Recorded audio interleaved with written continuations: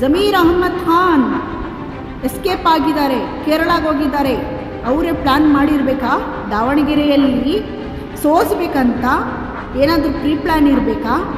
ಮುಸಲ್ಮಾನರನ್ನ ನಂಬಿಕೊಂಡು ಒಂದು ಕಮ್ಯುನಿಟಿನ ನಂಬಿಕೊಂಡು ಕಾಂಗ್ರೆಸ್ ಪಕ್ಷ ಇಲ್ಲ, ಬ್ಲ್ಯಾಕ್ ಮೇಲ್ ಮಾಡಬೇಡಿ, ರಾಜೀನಾಮೆ ಕೊಡೋರು ರಾಜೀನಾಮೆ ಕೊಟ್ಟು ಹೋಗಿ ಅಂತ ಇದುವರೆಗೂ ಮುಸಲ್ಮಾನರಿಗೆ ಬಳಸ್ಕೊಂಡೇ ಬಂದಿರೋದು. ಯಾರೇ ಇರಲಿ ಬಳಸ್ಕೊಂಡೇ ಬಂದಿರೋದು. ಇನ್ನು ಮುಂದೆ ಬಳಸ್ಕೊಳಕ್ಕಾಗಲ್ಲ. ರಾಜ್ಯದಲ್ಲಿ ಕಾಂಗ್ರೆಸ್ ಪಕ್ಷ ಇದ್ದರೆ ಅಧಿಕಾರದಲ್ಲಿ ಮುಸಲ್ಮಾನರು ಸೇಫ್ ಆಗಿರ್ತಾರೆ ಅಂತ. ಆದರೆ ಇಲ್ಲಿ ಏನಾಗ್ತಾ ಇದೆ ಅಂದರೆ ಕೋಗಿಲು ರಿಲೇಟೆಡ್ ಇರಲಿ, ಬೇರೆ ಕಡೆ ಇರಲಿ, ಎಲ್ಲೇ ಇರಲಿ ಏನಾದರೂ ಒಂದು ಅನ್ಯಾಯಗಳು ನಡೀತಾನೆ ಬರ್ತಾ ಇದೆ. ಅಸ್ಸಲಾಮು ಅಲೈಕುಂ ರಹಮತುಲ್ಲಾಹಿ ಬರ್ಕಾತುಹು. ಎಲ್ಲರಿಗೂ ನನ್ನ ನಮಸ್ಕಾರ.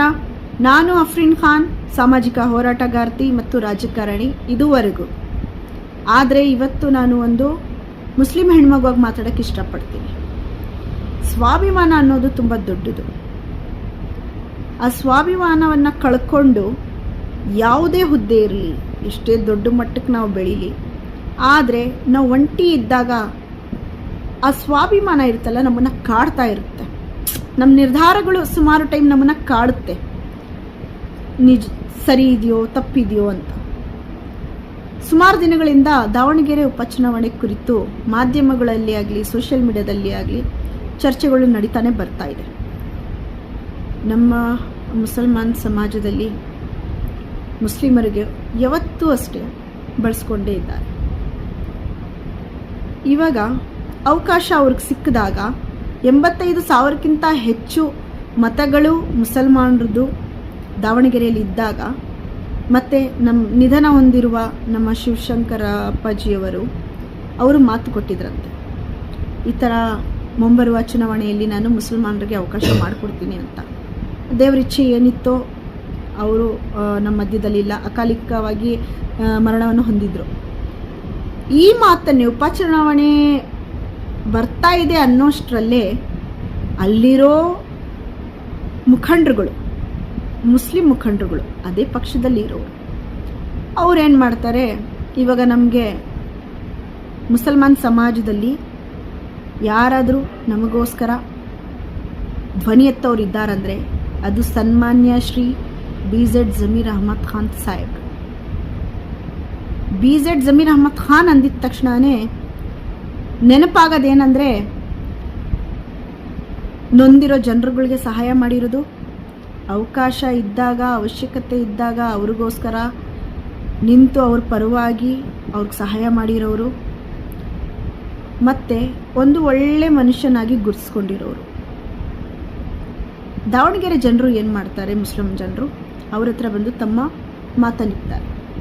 ಇಂಥ ಮಾತನ್ನು ಕೊಟ್ಟಿದ್ರು, ನಮಗೆ ಪ್ರಮಾಣ ಮಾಡಿದ್ರು, ಈ ಥರ ನಮಗೆ ಮುಂಬರುವ ದಿನಗಳಲ್ಲಿ ಚುನಾವಣೆಯಲ್ಲಿ ಸ್ಪರ್ಧಿಸಕ್ಕೆ ಅವಕಾಶ ಮಾಡಿಕೊಡ್ತಾರಂತ. ಅದ್ರ ಬಗ್ಗೆ ಕುರಿತು ಅವರು ನಮ್ಮ ಪಕ್ಷದಲ್ಲಿ ಇರೋ ಮುಖಂಡರ ಹತ್ರ ಮಾತಾಡ್ತಾರೆ, ಹಿರಿಯರ ಹತ್ರ ಮಾತಾಡ್ತಾರೆ. ಆದರೆ ಅದ್ರ ತಕ್ಕಂತೆ ಅವ್ರಿಗೆ ಉತ್ತರ ಯಾವ ಥರ ಸಿಗುತ್ತಂದರೆ ಅದನ್ನು ಕೇಳಿಕೊಂಡು ಸಹಿಸ್ಕೊಂಡಿರೋಕ್ಕಾಗಲ್ಲ. ಆದರೂ ಸುಮ್ಮನೆ ಇದ್ರಿ ನಾವು, ಯಾಕೆ ಅವರಿದ್ದಾರೆ ದೊಡ್ಡವರು, ಅವ್ರ ಮಧ್ಯದಲ್ಲಿ ಇರೋದನ್ನು ಅವ್ರು ಇದು ಮಾಡ್ಕೊಳ್ತಾರೆ, ಏನಿರೋದು ಕ್ಲಿಯರ್ ಮಾಡ್ಕೊಳ್ತಾರೆ ಅಂತ. ಆದರೆ ಎಲ್ಲೋ ಒಂದು ಮನಸ್ಸಿಗೆ ಧಕ್ಕೆ ಉಂಟು ಮಾಡಿದೆ.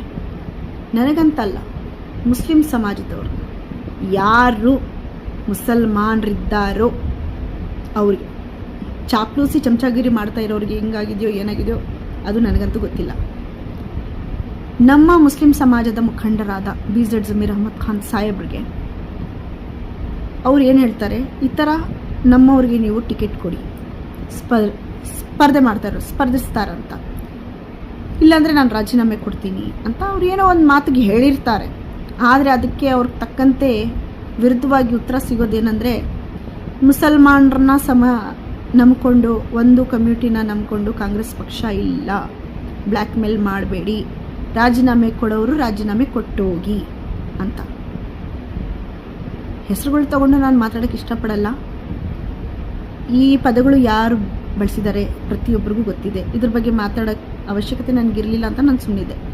ಆದರೆ ಸ್ವಾಭಿಮಾನ ಇದೆಲ್ಲ ಅದು ತುಂಬ ದೊಡ್ಡದು ಮನುಷ್ಯನಿಗೆ.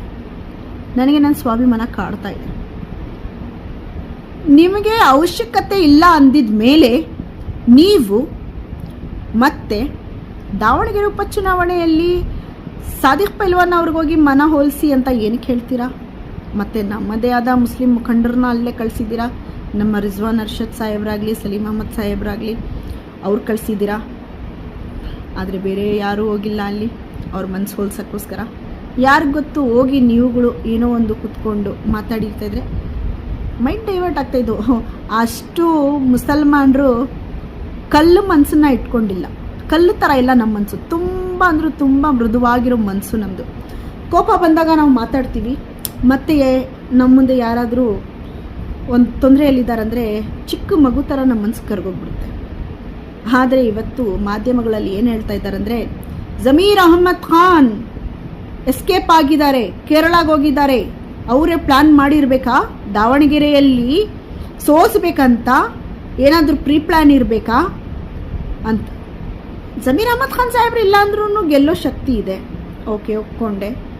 ಆದ್ರೂ ನಿಮಗೆ ಜಮೀರ್ ಅಹ್ಮದ್ ಖಾನ್ ಸಾಹೇಬ್ರೆ ಅವಶ್ಯಕತೆನೇ ಇದೆ, ಅವರೇ ಬೇಕು ಅಂತ ಇದ್ದೀರಾ, ಅವ್ರು ಹೋದ್ರೆ ಗೆಲ್ತಾರೆ ಅಂತ ಇದ್ದೀರಾ. ಇದು ನೀವೇ ಹೇಳ್ತಾ ಇದ್ದೀರಾ, ಅದು ನೀವೇ ಹೇಳ್ತಾ ಇದ್ದೀರಾ. ಯಾವುದಾದ್ರೂ ಒಂದು ಮಾತನ್ನು ನೀವು ಒಪ್ಕೊಳ್ಳಿ. ನನಗೆ ಇವತ್ತು ಮಾತಾಡೋ ಪರಿಸ್ಥಿತಿ ಯಾಕೆ ಬಂದಿದೆ ಅಂತ ಹೇಳಿದ್ರೆ,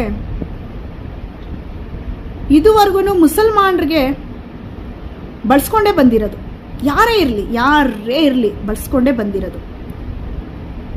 ಇನ್ನು ಮುಂದೆ ಬಳಸ್ಕೊಳಕ್ಕಾಗಲ್ಲ. ನಮಗೆ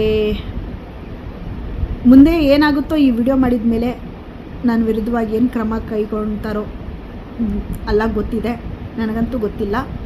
ಆದರೆ ಮನಸ್ಸಿಗೊಂದು ಸಮಾಧಾನ ಇದೆ, ಮನಸ್ಸಿಗೊಂದು ಶಾಂತಿ ಇದೆ ನನಗೆ.